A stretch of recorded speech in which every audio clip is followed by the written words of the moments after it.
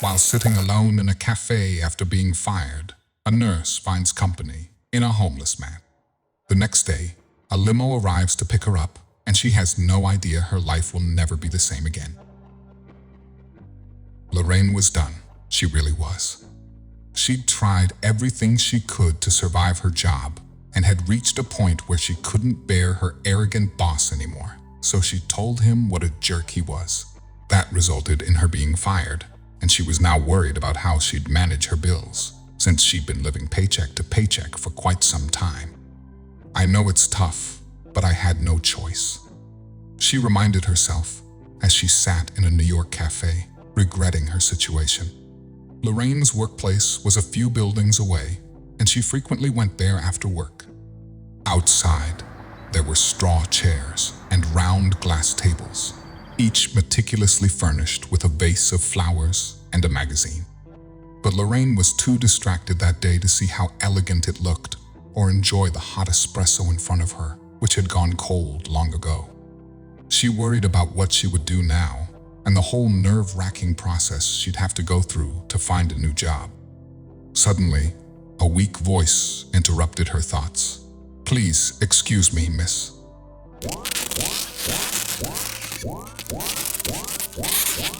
Before we continue, make sure to subscribe, hit the like button, and click the notification bell for more amazing stories. Do you mind if I have the rest of your coffee if you're not drinking it? "I'm feeling a little under the cold weather," the voice said. "Ah, what?" Lorraine suddenly looked up and noticed a disheveled man in front of her. By his appearance, it didn't take her long to realize he was homeless. "Coffee?" she asked, confused. The man noticed Lorraine seemed lost, so he repeated himself. "Yes, the coffee. Can I have it?" he asked, pointing at it. "Yeah, sure. I wasn't going to have it anyway," she replied, offering it to him. "Please join me." The man nodded gently as he took a seat.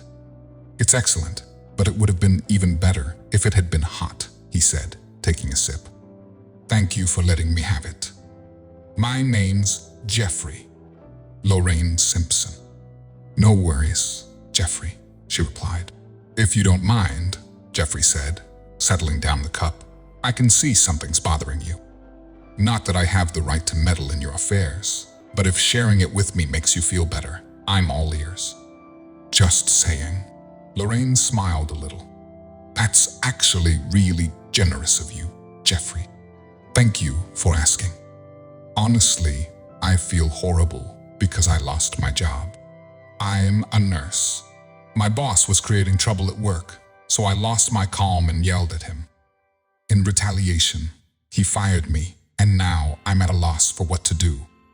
I've been having financial problems, and lately, that's all there is to it.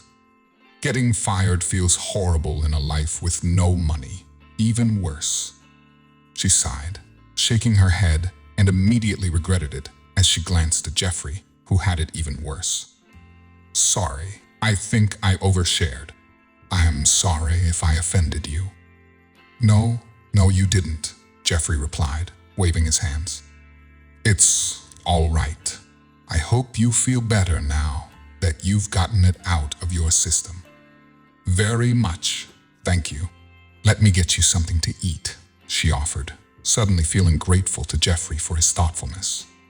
She ordered a tuna sandwich for him and a fresh batch of 2 cups of coffee, although she knew it would shrink her pocket more.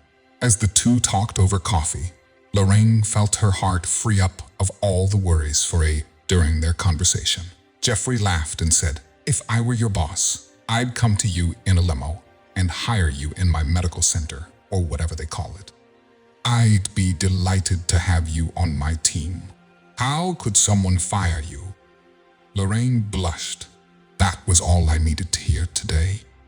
"Thank you, Jeffrey. I feel really good after speaking with you." After finishing their coffee, Jeffrey offered to walk Lorraine home. Lorraine agreed, and while they were walking, she noticed Jeffrey would always be behind her at a considerable distance. She pointed that out, and his cheek flushed. "You see, I'm a homeless man," he said, If people notice us walking together, they might not see it in the right light.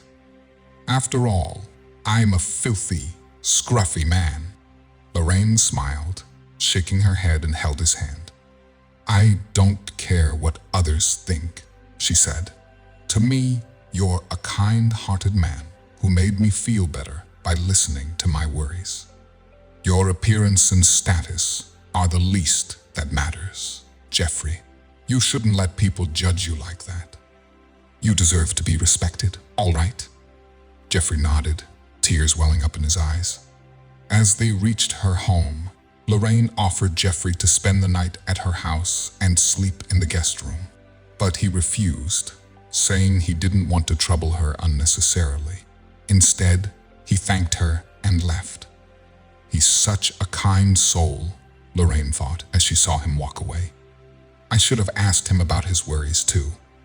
How could I be so self-centered? I hope we meet again, Jeffrey. I really do. That night, her fears crept back into her head as she sat at home alone. She couldn't shake the fact that she was jobless and cried herself to sleep due to all the anxiety and worry. The next morning, she woke up to the sound of her doorbell. She hurriedly threw on a sweater and rushed to answer the door. She opened the door and found a man in a suit standing in her doorway and a limo parked outside her house. Good morning, ma'am, said the man. My name's Stuart, and I'll be your valet for the day. My boss is looking forward to seeing you. Lorraine looked at him from head to toe and sighed. And I guess you're at the wrong address, Mr. Stuart.